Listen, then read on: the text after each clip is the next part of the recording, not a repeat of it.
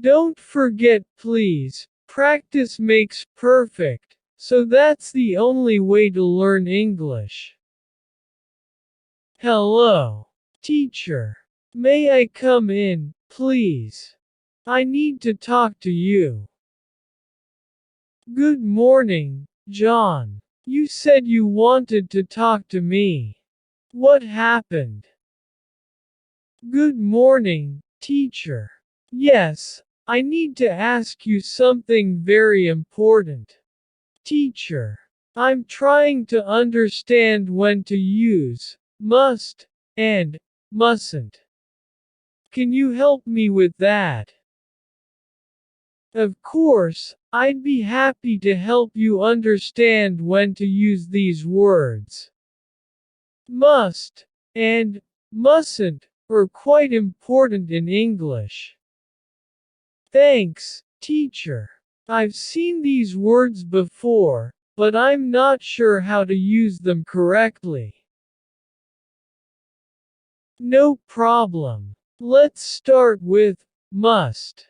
We use must to talk about something that is necessary or a strong recommendation. Example. I must finish my homework before I going out to play. Okay, I think I get it. So, must is like saying something is really important to do. Exactly. And mustn't is the opposite. We use mustn't to talk about things that are not allowed or prohibited.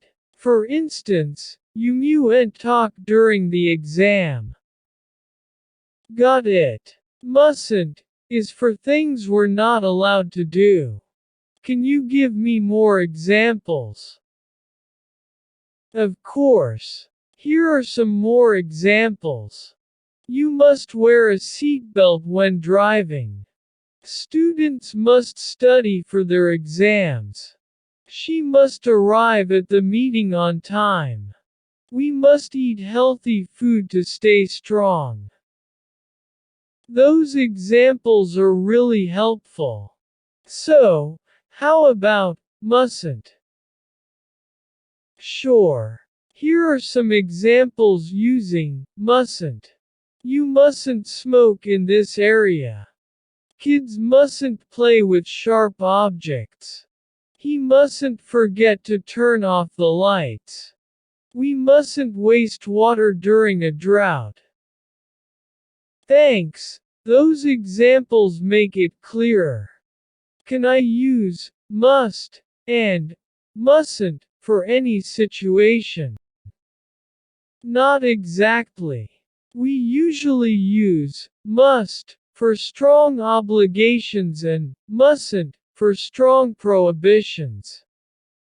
For weaker obligations and suggestions, we often use should or shouldn't.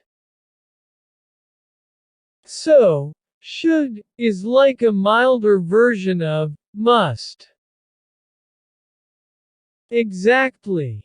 Should suggests something is a good idea, but not absolutely necessary. For example, you should brush your teeth before bed. I see. Can you give me examples using should and shouldn't? Certainly.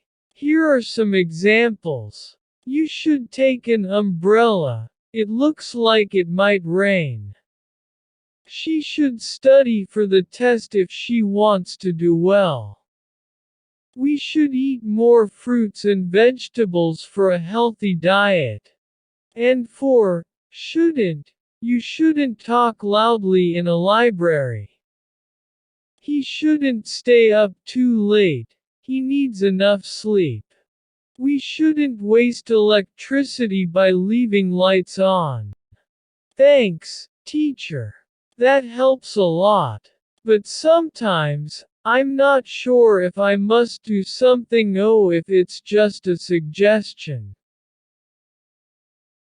That's a good point. If you're unsure, you can pay attention to the context. Strong obligations are usually related to rules or important situations, while suggestions are more general. That makes sense. Can you give me more examples to practice? Of course. Let's do some practice sentences. Must. You must finish your homework before going out to play. Mustn't. You mustn't forget to turn off the oven before leaving the house. Should. You should try to exercise regularly for better health. Shouldn't. You shouldn't eat too much junk food, it's not good for you. Thanks for the practice. I feel more confident using these words now. Can we do a little quiz to test my understanding? Certainly. Let's see how well you grasp the concepts. Fill in the blanks. Necessity, you eat your vegetables for good health. Is it?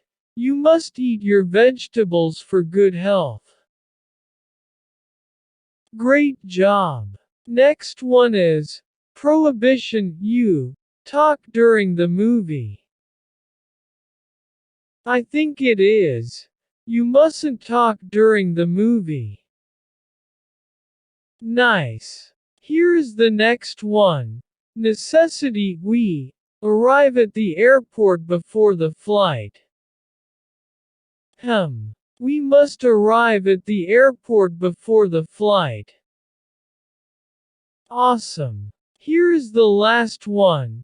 Necessity, he wear a helmet when riding his bike. Let me think. I think it's, he must wear a helmet when riding his bike. Excellent. You got them all right. You've understood how to use must and mustn't very well. Yay! Thank you so much for your help in the quiz. It really helped me practice. You're welcome. I'm glad I could help. Remember, practice makes perfect. And soon using must and mustn't will become natural to you.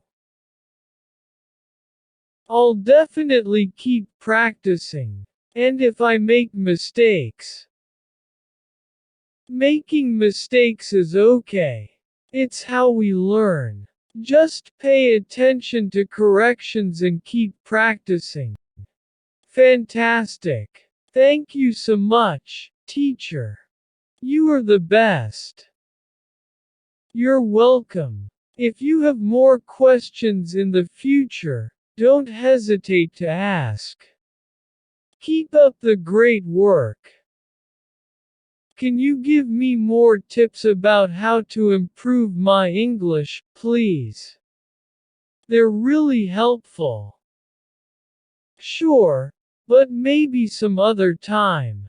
Now, we ran out of time. Maybe in a next video. Of course, only if our subscribers want another video about tips to improve your English. I'm sure they want it. They will let us know on the comments. Right. Have a great day, teacher. Goodbye. Dear listeners, I hope you like this conversation. If you cool and improve your English a little more, please subscribe to the channel and share this video with friends. And if you want to support this channel, you can join us or click on the super thank button. Thanks.